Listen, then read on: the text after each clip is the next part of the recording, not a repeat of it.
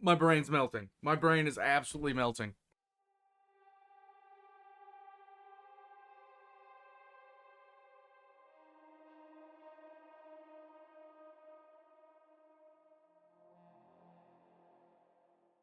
Alright, so today we're going to be doing a Patreon request. This is a completely accurate summary of Wolfenstein: The New Order. This was done by Williaso. I think I'm saying his name right. I'm probably butchering it horribly. I've never seen anything by this creator. I just finished watching the Yakuza 0 review by Maxer. So I love when a video game review is funny. I'm hoping this one is. I took a look at the thumbnail and this looks exactly like something right up my alley as far as something fun and like yeah. So this was requested by Real Gamers MMBR. We're gonna go ahead and jump into this. Let's go. Recently, I played through Wolfenstein: The New Order with the help of some friends to kill Nazis and tear down their government where the rich control the laws. Women and minorities are oppressed, and anyone whose gender identity deviates from the status quo is considered a criminal and locked up or killed. Oh no, wait, that's modern day America. The following is a completely accurate summary of the campaign. Trust me. If you enjoy the video and hate Nazis, don't forget to like and subscribe. The game begins with a dream about the American dream, which is actually an attainable goal in 1946 and not a pipe dream because people could afford a nice house for their family on a singular income. We snap back to reality and our lazing around is interrupted by Piss Boy, and that's like the only— Why does he look like Dr. House? Chance I'm gonna have to include a trophy reference in a video. Let me have this one. The air fleet starts getting attacked and our plane gets damaged, so we go through a tutorial in a corridor so linear that you literally can't move left or right, and then we lose everyone's luggage because we work for American Airlines. Then we go straight into the first turret section because this game came out in 2014 when literally every game had to have a turret section because Call of Duty did it, so that must mean it's good and that everyone likes it, right? After pointing and clicking for a bit, we get hit by a plane and die, and that's the end of the game. Lovely. Death at the gates again. Holler my name. What? But then Piss Boy saves us by performing extreme CPR. We spend a little while standing around because that's engaging game design, at which point we decide to kill ourselves by jumping out of the plane, so Piss Boy joins us. But before we can do that, we're almost killed by another plane, which would have ruined our suicide, so we tough it out and do the jump ourselves. Unfortunately, we're rescued by Piss Boy and get pulled into the other plane, and they tell us to watch out like we can do literally anything while we're being held out of the side of a plane by them. Our old plane cuts a hole into the new one, but that's okay. Decompression isn't an issue because it hasn't been invented yet. So we just casually stand around while there's huge chunks blown out of the hull of the plane because that's only a minor inconvenience. We head to the cockpit and pick up a guy off the floor that we slapped because we mistook him for a demon because of how creepy he looks, and then spend some more time standing around doing nothing and the plane crashes. But luckily we're right next to our destination, so we get out and swim until we're picked up by a Getrek that puts us back in our plane like a good boy. We get a phone call from Piss Boy and Whiny and contemplate the logistics of Nazis actually winning World War II with late night gaming. Oh yeah, he's here. Well, are we doing like that whole misconception that like Germany, the Nazis were like technological big brains? They were stupid. That's what it is. That's this whole premise of this game, is that the Germans are like super techie and so advanced over everyone else. But they really weren't. Fun for like pulp and science fiction, because like the Nazis are super easy villains, but like in the real world everyone has this misconception that like the Nazi Wunderwaffe program, it's like no, the Nazis are stupid. It's like, oh yeah, if the Americans never invented this automatic gun, the Nazis would have won the war. It's like, what the fuck are you talking about? The Nazis were dumb. They wasted a lot of their money. The Nazis were just grasping for the whole time in that war. Well, even like their technological advances, I feel like people are like, look at this crazy tank or this giant gun. It's like, you know why we didn't win the war? Because it was inefficient. It was way too big and clunky. And not only that, they didn't even really do industry right. So after catching up with Piss Boy and Whiny, we blow up a turret and kill Nazis because everyone knows that the only good kind of Nazi is a dead one. And then I fuck with the game and remove screen shake because there's a hell of a lot of it and it was making me ill. Pretty much everything still works fine, except crouching happens in an instant now. There's no other negative side effects until later. We'll get to that. We give some Nazi special hugs and invent a hole in the ground and then crawl through a vent. Excuse me? What? Look, I can have some suspension of disbelief for a fictional world where Nazis ended up with advanced machinery, but you expect me to believe that a 6'3", 245-pound man can fit through this opening? Bull fucking shit. We halo a turret and use it to mow down waves of Nazis until we open a door and get attacked by a Getrek that chomps down on our leg. But that's okay, there's no negative consequences for getting your leg crushed between metal spikes. Whiny saves us by playing fetch with the robot dog. Did the Nazis really make these robot dogs out of actual dogs? My brain is already hurting. I'm only 3 minutes into this. Okay. Piss Boy fills everyone in on the plan while we're sitting on the beach right before the bad guy's lair, as if anyone here didn't already know the plan.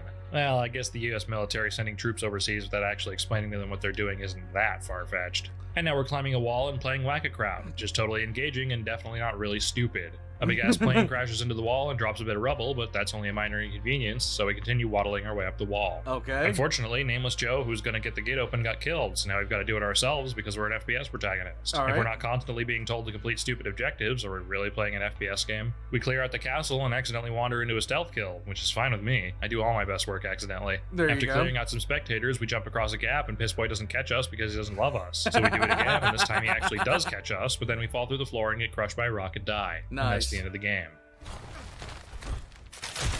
Are we talking more CPR? More CPR? Let's go, more CPR, let's go. But then there's more. Somehow, only one person suffered any injuries from falling over 50 feet, and we wake up in a... Can I even show this room on YouTube? It's really, really fucked up. Whiny accidentally turns Probably on not. the room's incinerators, and we find the key to the door on the first try. So we pick Yeah, up there we Broken go. Feet and make it to the next room, where we're ambushed by Mark 1 Iron Man armor that kills whoever this guy was. And he runs around a bit while we side shoot him character repeatedly 45. until he finally remembers to stop being a bullet sponge and die. There you go. Surprise, this was a trap by Wrinkled Nutsack, the guy we were sent to kill. He takes off our shirts like a fucking pervert and then makes us choose who has to die, the cool Scottish dude that we spent most of the game with, or creepy blue-eyes whiny boy who's done nothing at all so far. I think you can guess who we chose. Creepy Wrinkled Blue Eyes. Nutsack cuts out Whiny's eyes and fucks off, and we escape one of those bullet sponges by stabbing it once in the kidney. Really? Seriously? I put like 100 rounds in one of those guys earlier. Really? We break all the incinerators in the room so we don't get baked into a cake, and learn a hot wiring minigame, which is just about as exciting as it looks. You do this several times throughout the game No. for some reason.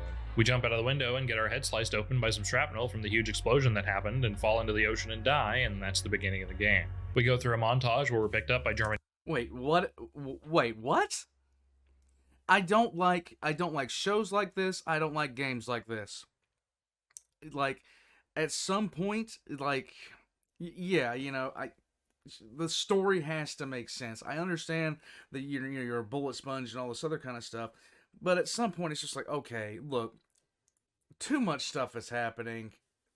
doctors, Okay, and it's I revealed that we've might got be brain being a little damage bit via too a far. huge chunk of metal in our skull, so I guess our name is Punished Venom Snake now. The doctors Lovely. send us to a mental hospital where it's revealed that the Nazis are kidnapping mentally ill people to use as science experiments, which the doctor isn't happy with, so at least we know he's a good guy. Another montage happens where we learn about the family insane asylum and that the Nazis come by every once in a while for more patients. Then the game finally starts back up with the Nazis shutting the asylum down. They steal Okay. a knife as they start murdering everyone. The Lovely. family tries to stop them but gets murdered, except for Sound of Music, who gets carted off to Texas, which is a fate worse than death. Then we get up and murder a Nazi, and it's revealed that we're still in peak physical condition, despite the fact that 14 years have passed, Lovely. because Snake's will to kill Nazis is so strong that it allows his body to retain its muscles as long as there's still Nazis alive. Which is good, because having to crawl along the ground as an atrophied hospital patient wouldn't have been fun.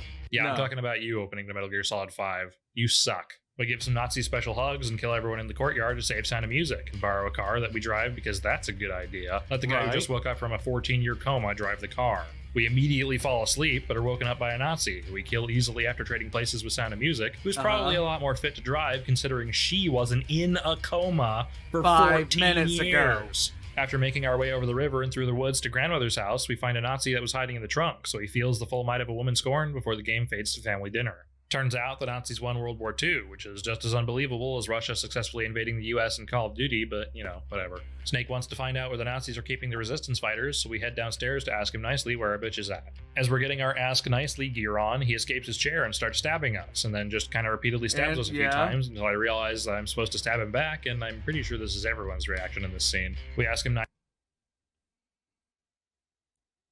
nicely, and he tells us to go fuck ourselves, Okay. so we prepare to trim a little off the top, and he finally bitches out and tells us exactly what we want to know because he's a coward. And then we give him a haircut anyways. There you go. Oh, no, wait, that was a head cut. Okay. Snake gets dressed in an iconic I am the main character leather jacket, and we head out, but unfortunately we're immediately found out, so Johnny Knoxville revokes the Nazis' head privileges and tells us to Okay. revoke everyone else's. So we head off to do just that. The game All tells right. us we can do it stealthily, but what's the fun in killing Nazis if they don't know they're all gonna die? The gate is shut, so we head inside to get it open and relieve some more Nazis of their pitiful lives. There you go. After opening the gate, we get to another area full of Nazis that aren't dead, so we decide to be the change we want to see in the world. We're ambushed by bullet sponges and play Ring Around the Rosie until they're both dead, and then sneak aboard a train somehow. They kind Okay. of skip over that part. Snake fucks up making coffee, and then some Nazis walk in, and as we head back to our room, we're interrupted by Frau Ugly and Lord Farquaad, who try to make us play a card game, but we immediately go for the gun and win the game. Or not. We play the Nazi stupid card game and call a guard a bitch on our way back to Sound of Music. Bitch. And mess around with the copy physics like a child, and then have sex with Sound of Music like an adult, which makes it really hard for gamers to relate to the main character anymore since they've never touched a woman. After getting to the hotel, we parkour across some rooftops and get a laser cutter, which is this game's silly physics gun, so of course I draw a penis with it because I am a mature adult. Don't act like you didn't do it too. We shimmy slowly across a rooftop and sneak onto a prison transport, and then break into the prison where we're attacked by another Getrek that we run away from so we don't get wrecked, and then fit through another vent that we definitely can't fit through so we can drown a Nazi in his own piss. Lovely. We kill our way to the cell block that's holding all of our friends and cut them loose, and surprise, it's Piss Boy, who is conveniently in this exact prison, still alive after 14 years. Not that he was in prison for 14 years, but you get what I mean. Nazis come to stop us from escaping, so we sneak into a vent, and I'm glad that Matt's not here to make an Among Us joke. We kill the Nazis and cause a prison riot so we can escape the compound and steal some bikes with Reznov to drive away with... No, wait, wrong script. Well, wait a minute, not that wrong. We steal a vehicle and smash it through a window. Okay. But then it flips right over, conveniently right over top a sewer grate that we break open and fall into to meet back up with Sound of Music and steal another car. We ditch the car and jump into some water and find a locked grate, which I'm luckily able to open with my laser cutter, but if I didn't have My brain's melting. My brain is absolutely melting.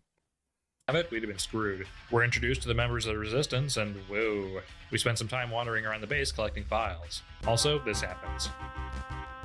Ellen DeGeneres fills us in on Project Whisper, the Nazis' ultimate stash of super dog food that we're going to steal and eat so we can become the ultimate Nazi killers, because it's probably full of meth or something. I don't know what they feed their dogs. We take an Uber to the head Nazi research facility, and after letting us out, our Uber driver suicide bombs the front entrance because he hates Nazis real fucking bad. 10 stars. We almost get head, but nobody wants a blowjob from a Nazi. The only thing they should have stuffed in their mouths is the end of my gun. And then I get stuck. Oh, yeah. You know, I gotta have puzzles in my shooter game. See, you can't fit through that, but you can fit through that vent. Right.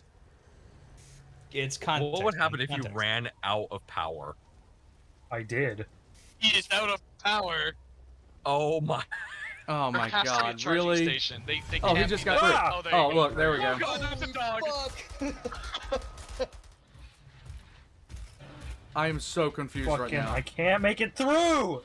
I fucked myself! Oh, time to restart from the last checkpoint. And now it's time for Killing Nazis to Doom music. It's Okay. not actually Doom music, but it's by Mick Gordon, so it's Doom music. We wander Hey, if it's Mick Gordon, it's okay. into a storeroom full of ancient high-tech Jewish artifacts, and that's not a joke, that's actually what these things are. That's and we what they're steal a called. laser gun, which replaces our laser cutter, so we draw chode because there wasn't enough space for a full penis. Unfortunately, we didn't find the Nazi stockpile of super dog food, but we did find a bunch of top-secret silent aircraft, so we changed the plan to stealing them instead of the dog food. Okay. Or was that the original plan? I really need to stop eating dog food and actually pay attention to the game.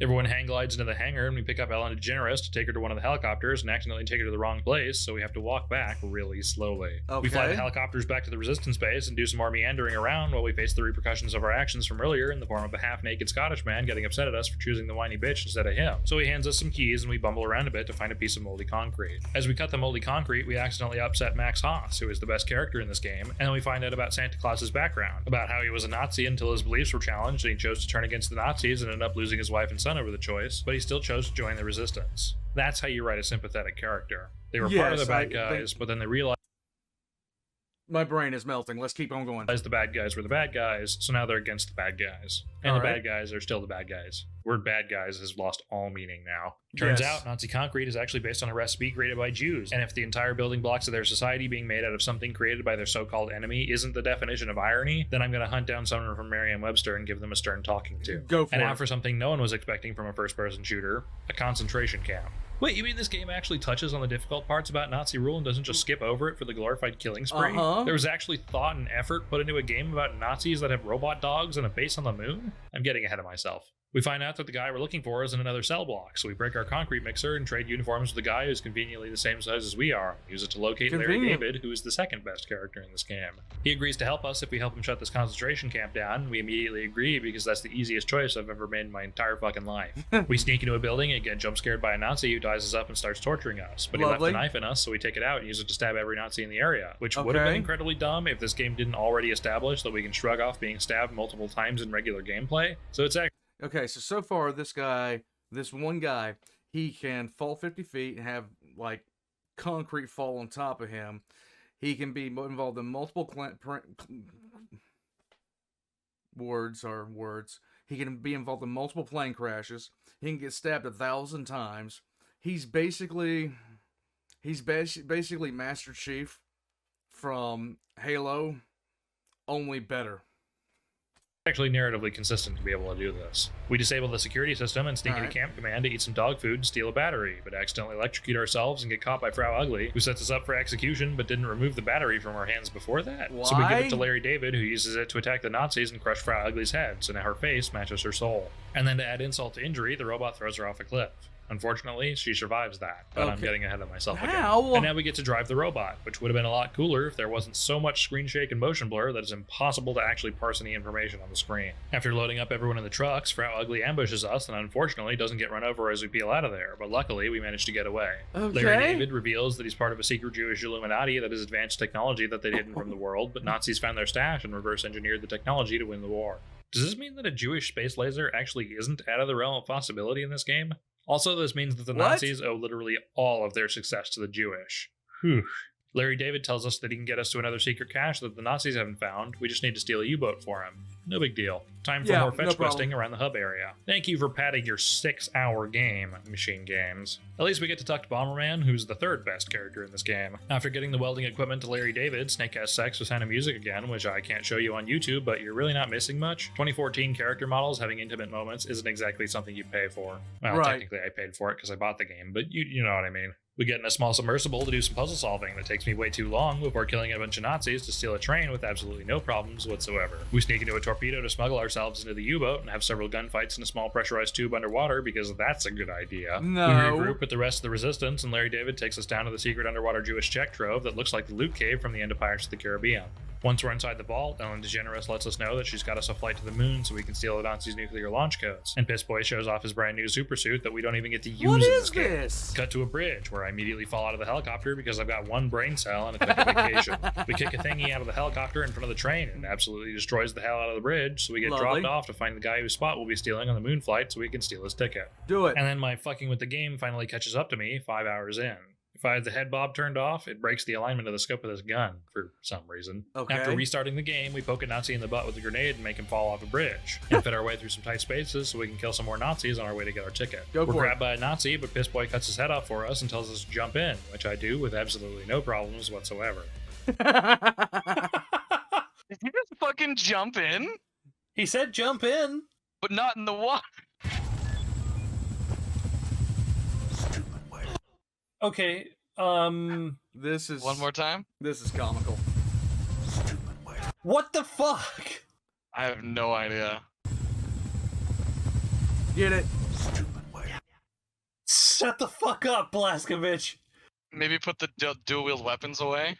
Maybe do that. Does that make me go slower? I don't know. Maybe it's stopping you from doing a grab animation? I don't know. Oh, it does make me go slower.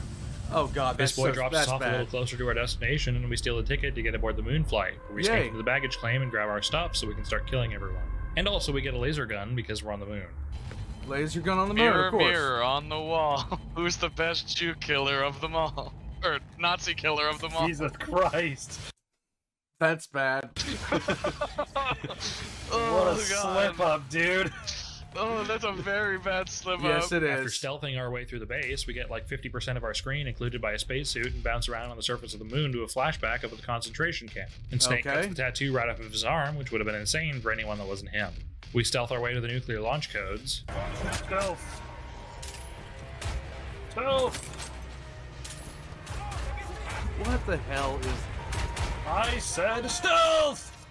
Is that how it works? As long as you say you're in stealth, you're in stealth? Yep, I'm stealthing right now. And print them out for easy transport so we can stealth our way to the exit. Right.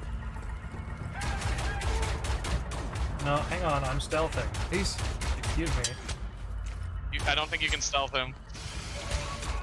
You see what? There, Stealth. Stealth. A Nazi relays to their bosses that we're stealing his ship, but snitches get stitches, and this guy's a Nazi, so we make sure his wounds won't even heal with stitches, and then crash the ship back to Earth. We go through some bullshit, but luckily there was a Nazi officer to break our fall with his head. I'd thank him, but I don't thank Nazis. After killing every other Nazi in the area, we mirror's edge our way through some more Nazis and go through a stupid boss fight against a tripod that isn't difficult or anything, it's just really, really, really tedious. We have a flashback about Wrinkled Nutsack before getting saved by Santa Claus and find out that the Nazis are invading the resistance base. Okay. So Santa Claus turns a crowd into a pancake and gets unceremoniously shot to death. So Max goes apeshit and sacrifices himself to let us in. Also, can I just say, taking a hub area and turning it into a level full of enemies is one of my all-time favorite game tropes. Seriously, you take an area that the player knows well and recontextualize it, and now suddenly their safe space isn't so safe. It feels very personal. We accidentally slide into some robots, so DeGeneres saves us with a super suit that we don't get to use. Yes, I'm still salty about that. And we escape on a helicopter, and fuck yeah, Max survived. And actually, so did Santa Claus. Except, then he dies in this scene, and it's very sad. No, I'm not crying, I just opened up a water park in my eyeballs. We have another dream about the American dream, this time with Sound of Music and the wife roll, but we snap back to reality in the U-boat. We finalize the details to infiltrate Wrinkled Nutsack's compound and save everyone that got captured, and shoot another ball at a wall, and it goes balls to the walls, and we kill our way through all the Nazis inside. After listening to Wrinkled Nutsack taunt us, we get jumped by Lord Farquaad, and he drugs us and tries to cut us open, but we tear his ear off, and he's incredulous about the fact that we can even move at all when he's pumped us full of enough drugs to kill an elephant. But that's the power of killing Nazis, bitch, so we stab him in his stupid face. We take an elevator down.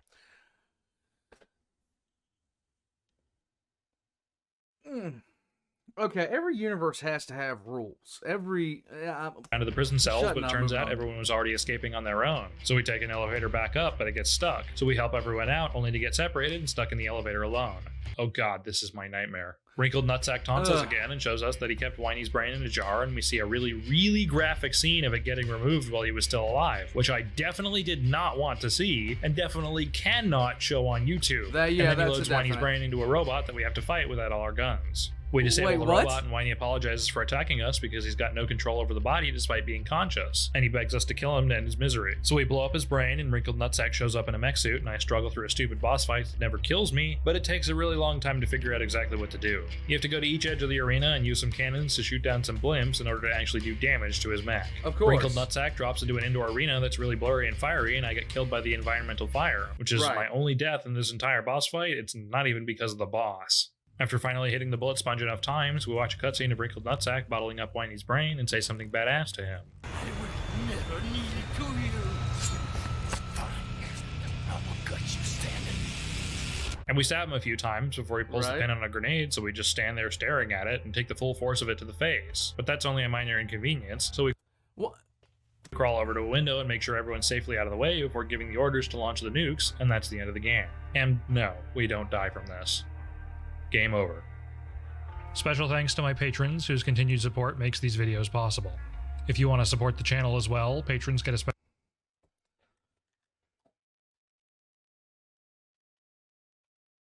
What did I just watch? My brain just melted. I have a feeling my brain has melted. It's gone. It's over.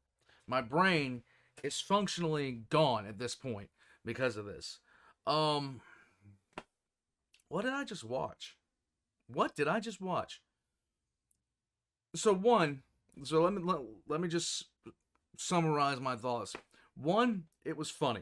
Two, he pointed out everything that he pointed out everything that I don't like in some video games. He really did. He really, really did a good job pointing those out. It was funny, and that second, one thing in video games, I understand going through the level you're going to be a bullet sponge. I always understand that. But everything has to be grounded in some form of, what are we doing here? What's going on? The universe has rules. The universe, is going to have rules. And a shoot 'em up, of course, you're going to have a health bar. You're going to have all the other kind of stuff. But if you decide to sit there and go to cutscenes and make everyone else subject to the same rules that you are, it kind of gets to me when certain things do happen. Like, you should not be able to stand there and get stabbed 40 fucking times. You shouldn't be able to do it. Maybe I'm being a little bit too picky. Maybe I'm going a little bit too into it. But I was talking about the Yakuza 0. The one that I just finished checking out from Max, or the review I just finished checking out from Max. I'd like to play a game like that. This wouldn't be something I'd like to play. Unless I went into it with the same kind of attitude, I'd go into it with something, say, like, I don't know, Doom Eternal, or if I went into it with the same attitude as, Necromunda.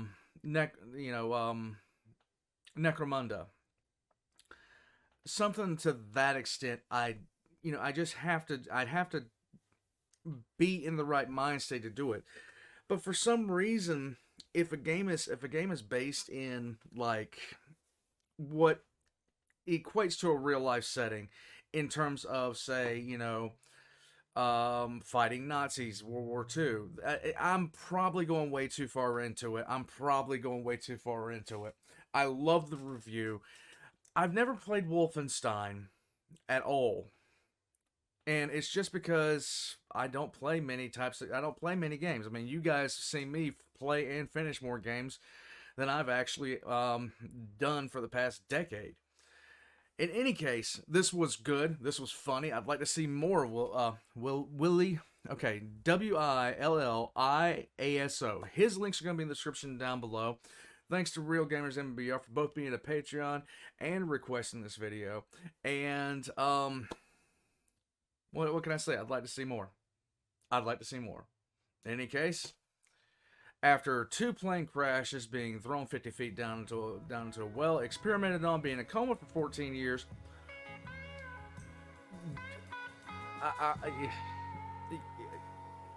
I'll catch you guys next time. My brain hurts. It hurts.